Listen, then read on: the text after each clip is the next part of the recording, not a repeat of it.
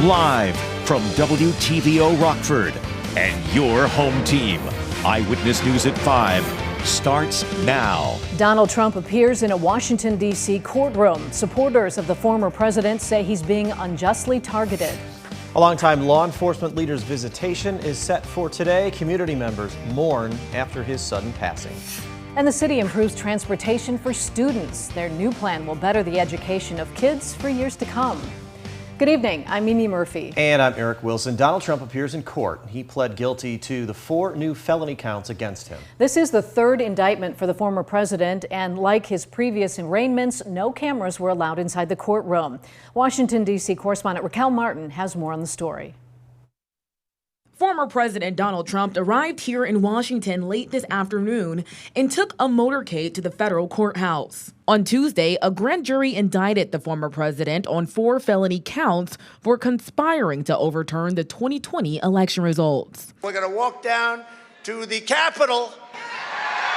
The charges allege that effort resulted in the January 6 attack at the Capitol. We have one set of laws in this country, and they apply to everyone. But Trump's legal team says the former president was only following the advice of legal advisors, and his election claims are protected by his right to free speech. This is a very dangerous road to go down. Congressional Republicans like Missouri Senator Eric Schmidt say the Department of Justice is unfairly targeting the former president. I mean, it's another political prosecution by the Biden administration. Tennessee Senator Marsha Blackburn says this 3rd indictment against Trump only makes him a stronger presidential candidate. I think it pushes people to support President Trump because they know if they can do this to Donald J. Trump, they can do it to them. But Democratic Senator Richard Blumenthal says the case is not about politics. It is focused, framed on the crimes, 45 pages of powerful facts. There needs to be accountability here. That was Raquel Martin reporting. A federal hearing is being held in Rockford to halt a new Illinois abortion law. The Thomas More Society out of Chicago is requesting a preliminary injunction. The law targets crisis pregnancy centers, making it illegal for them to provide information considered deceptive surrounding women's reproductive rights. The Thomas More Society says it's a violation of the First Amendment.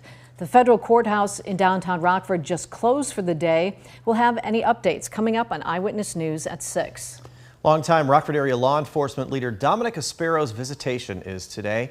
The service goes until 8 at Fitzgerald Funeral Home in Rockford on South Mulford. Then again tomorrow morning at 9 at Holy Family Catholic Church. His funeral mass follows at 10.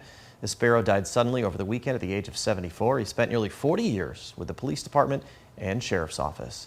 The little girl hurt during a horse race in downstate Illinois has died. According to the St. Louis County Medical Examiner, Harper Finn passed away yesterday. She was at St. Louis Children's Hospital.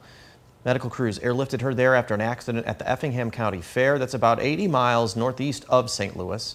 She was sitting in the grandstand during a horse harness race. The starting gate's folding arm failed to close and hit her.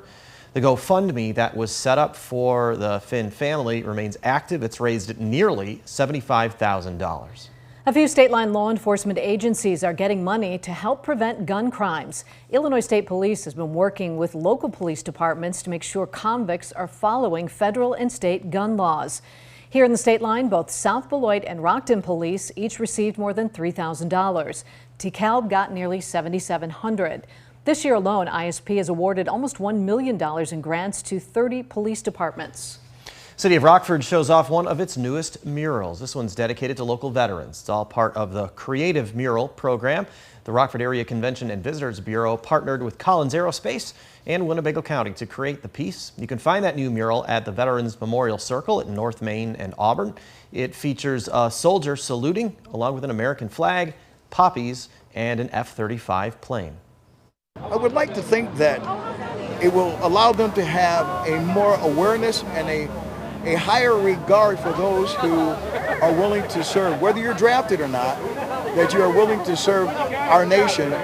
And for those who choose not to for whatever reason, I would like to think that they would say, man, we really need to take a closer look at how we honor and view those who serve our nation in uniform. Sergeant Thompson, who you just heard from there, also hopes the mural encourages more people to join and support organizations that help veterans. The Rockford Mass Transit District's looking to help local kids. RMTD is offering free rides to students from kindergarten all the way through 12th grade. It's all in an effort to help kids get to class, their jobs, or anywhere they want to go. The program runs annually from August through July. Organizers believe the program will greatly benefit the community in the long run. One of the biggest issues that they have is transportation. Just kids getting to school, students getting to school. So if we can alleviate that pressure off of them when it comes to transportation, whether it be economic reasons or just logistically, we can get them to school for free. Why not? A Belvidere Library brings the World Cup to local kids. Ida Public Library hosted a celebration for the Women's World Cup currently going on in New Zealand and Australia. Kids showed off their soccer skills on the library's lawn and played a few games. Organizers hope the event brings kids from all around the community together. I think a lot of kids are really into soccer, which is great, and it also just gets them out of the house and gets them out here outside and kind of celebrating soccer, and especially women's soccer and women's sports. It's really exciting for us. Later in the afternoon, it was the teens' turn on the pitch. They also had the opportunity to participate in the celebration with some tougher challenges and trivia. The Rockford area housing market shows record-breaking numbers. Our Nicole Delgado talked with local realtors and a new homeowner about the positives and challenges of a seller's market. Nicole? That's right, Eric and Mimi. Prices are rising, but buying a home in the Rockford region is still significantly more affordable than most places around the state.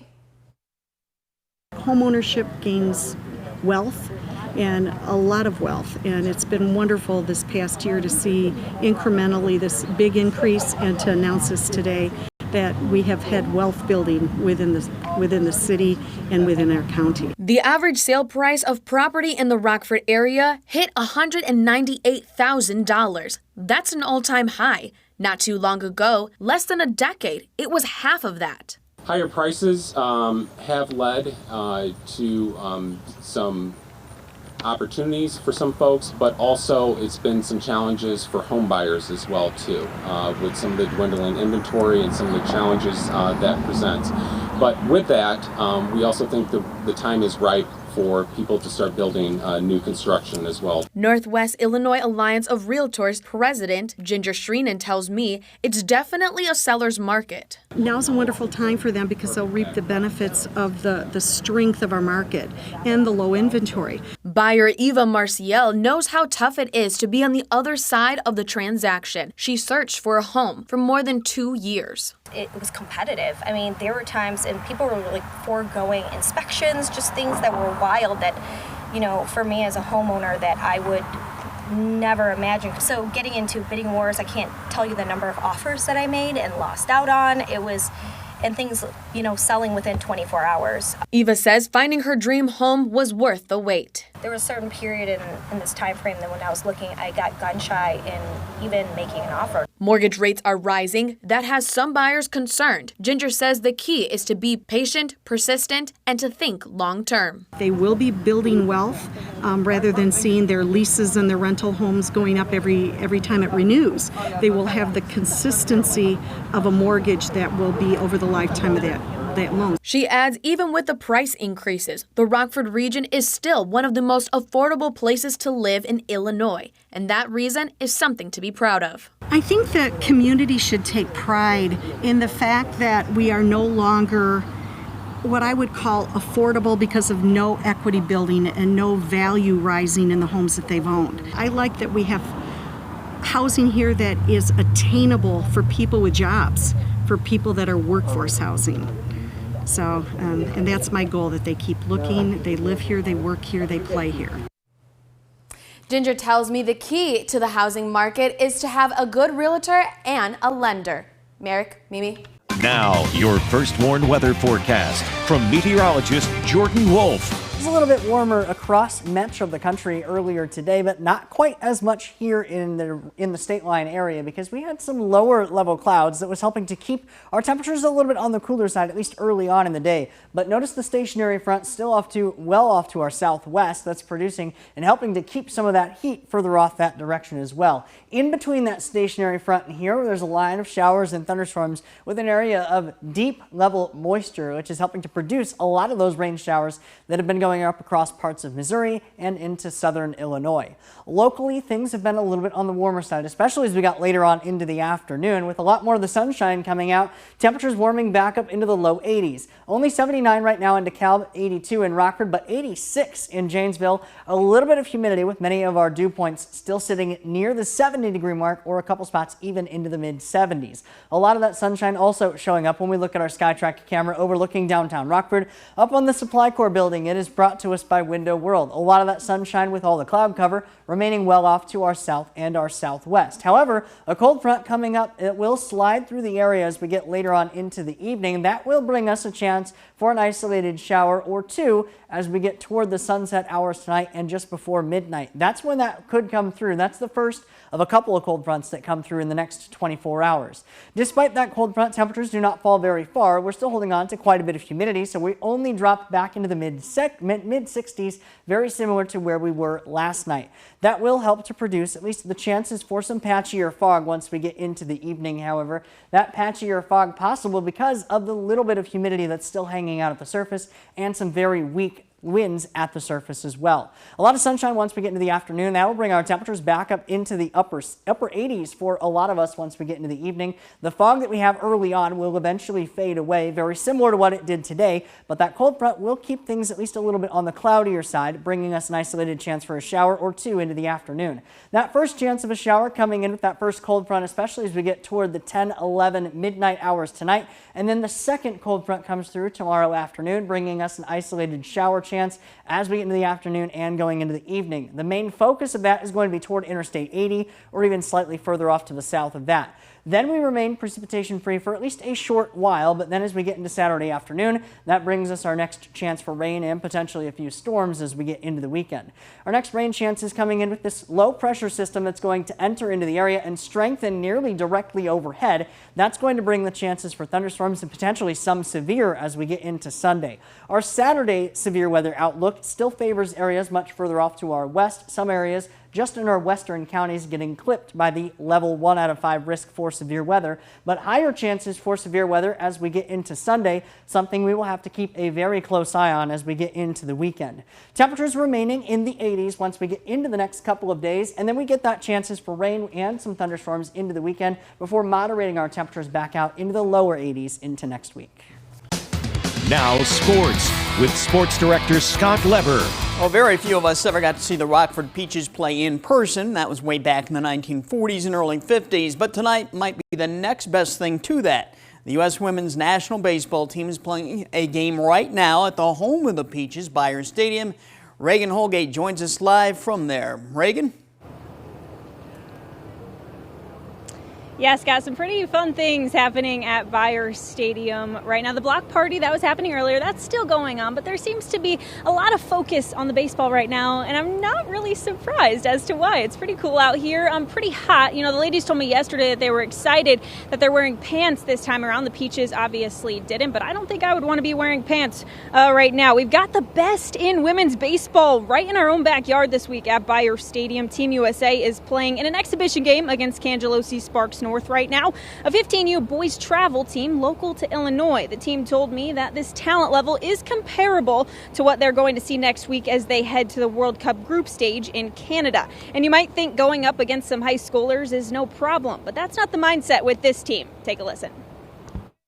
Every game we play is important right now. We are getting ready for something really big, and never is it easy, those accomplishments, but we're ready to take on anyone, right? So anybody who steps on this field, these girls are ready to pounce. Making sure we're all meshing together. These first couple games will help us do that. And then when it comes to Canada, like I said, it's go time. We're looking to go 5-0.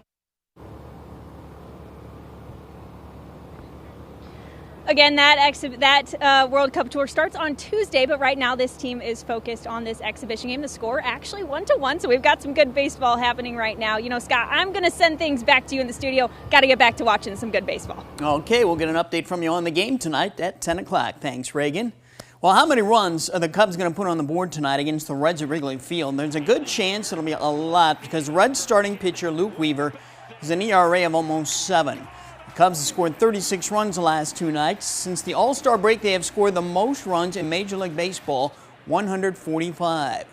Well, the White Sox lost their 4th straight game this afternoon in Texas, 5-3. Max Scherzer won his debut on the hill with the Rangers.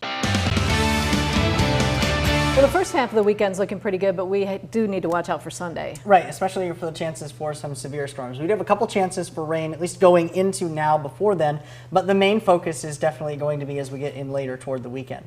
So we do have something to watch out for, a couple of cold fronts that will come through as we get later on here into the night tonight. The first one will come through. We don't have anything right now showing up on the First Warn Interactive Radar from Rockford, Auto Glass, and more. Another cold front coming through tomorrow. That's going to not necessarily be the focus, but on Sunday, that is when we get the chances for some severe weather that could work their way into the area. The Storm Prediction Center has highlighted a very large area to watch out for that does include the entire area of the state line. This is the equivalent of a level 2 out of 5 risk. This is still 4 days out though, so a lot could change between now and then, but something we'll definitely be keeping an eye on as we get into the weekend. As we get into Saturday and Sunday, we do have the chances for storms starting to ramp up, especially Saturday evening, and then the chances potentially some severe as we get into Sunday. All right, thanks, Jordan. And thank you for spending some of your time with us. Stay safe.